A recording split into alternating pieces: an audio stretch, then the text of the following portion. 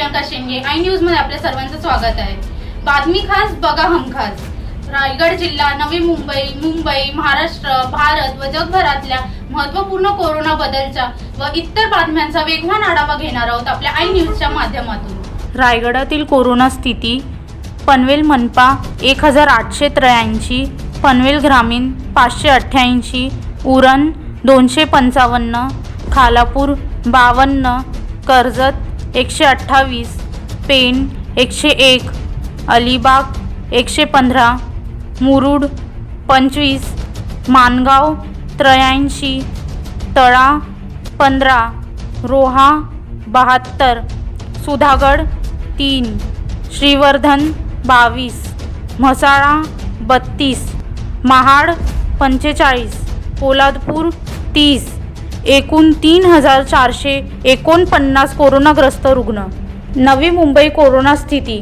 बेलापूर 519, नेरूळ 936, तुर्भे सानपाडा 1011, वाशी 616, कोपरखैरणे 1096, घनसोली 789, ऐरोली 946, दिघा 287, एकूण 6200 कोरोनाग्रस्त रुग्ण।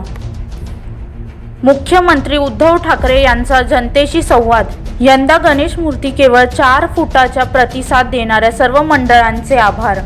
कोरोनाचं संकट टळलेलं नाही, 1 जुलैपासून काही अत्यावश्यक गोष्टी सुरू करणार। कोरोनाशी लढणाऱ्या सर्व डॉक्टरांना सलाम। राज्यातील बोगस बियांच्या तक्रारींची सरकारकडून गंभीर दखल, त्यांना नुकसान भरपाई देणार। कोरोनाचं संकट दूर करण्याचं साकडं घालण्यासाठी यंदा पंढरपूरला जाणार।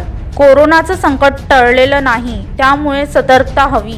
वादळाच्या तडाख्यामुळे मोठं नुकसान, संकट काळात प्रशासकीय यंत्रणेनंच उत्तम काम आदी मुद्द्यांवर त्यांनी भाष्य केले। 25 जून ते 28 जून या काळात पेण शहरात पेणकर जनतेने स्वइच्छेने जो बंद पाळलाय, त्या कालावधीत पेण शहराच्या नगर अध्यक्ष प्रीतमताई पाटील यांच्या सूचनेनुसार पेण शहराच्या सर्व मुख्य रहदारीचे रस्ते, बाजारपेठ, बाजार समिती, बस स्थानक आदी महत्त्वाच्या ठिकाणी सोडियम क्लोराईडने फवारणी करण्यात आली।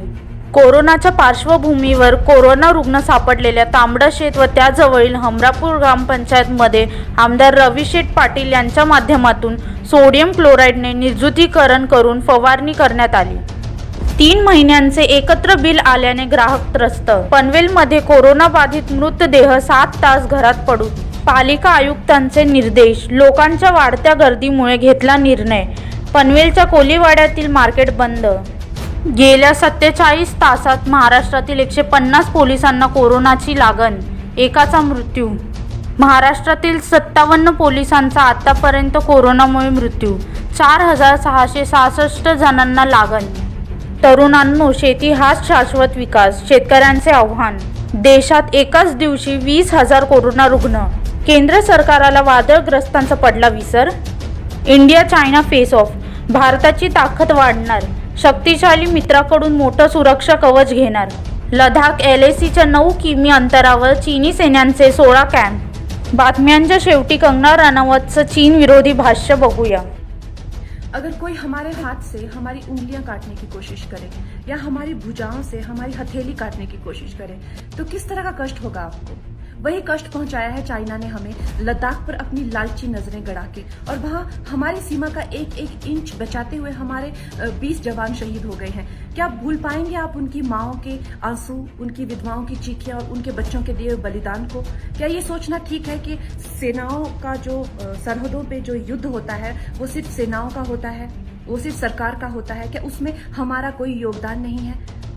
क्या हम भूल गए वो वक्त जब महात्मा गांधी जी ने कहा था अगर अंग्रेजों की रीढ़ तोड़नी है भारत में तो उनके बनाए हुए हर उत्पादन का बहिष्कार करना पड़ेगा।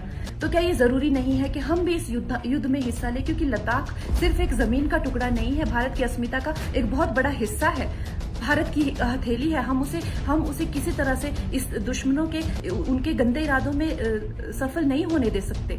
तो क्या हम लोगों को इसमें हिस्सा नहीं लेना चाहिए कि जो चाइनीज जितनी भी गुड्स है, जितने भी उनके प्रोडक्ट्स हैं, जिन भी कंपनीज में उन्होंने इन्वेस्ट किया हुआ है, उनसे उनको रिटर्न्स आते हैं, रेवेन्यूज आते हैं, ऑर्गेनाइजेशन है, उन सब का बहिष्कार करें, ताकि वो उस संपत्ति से जो यहाँ से इंडिया से इकट्ठी करके जाते हैं, उस संपत्ति से हथियार खरीद के हमारे सैनिकों के सीने छन्नी करते हैं। तो क्या हम इस युद्ध में हम चाइना का साथ दे सकते हैं? आप बताइए, ये क्या हमारा कर्तव्य नहीं है कि हम अपनी सेनाओं का और अपने सरकार का साथ दें? तो हमें प्रतिज्ञा लेते हैं कि हम आत्मनिर्भर बनेंगे और चाइनीज गुड्स को बिल्कुल बॉयकॉट करेंगे और इस युद्ध में हिस्सा लेके भारत को जिताएंगे। जय हिंद।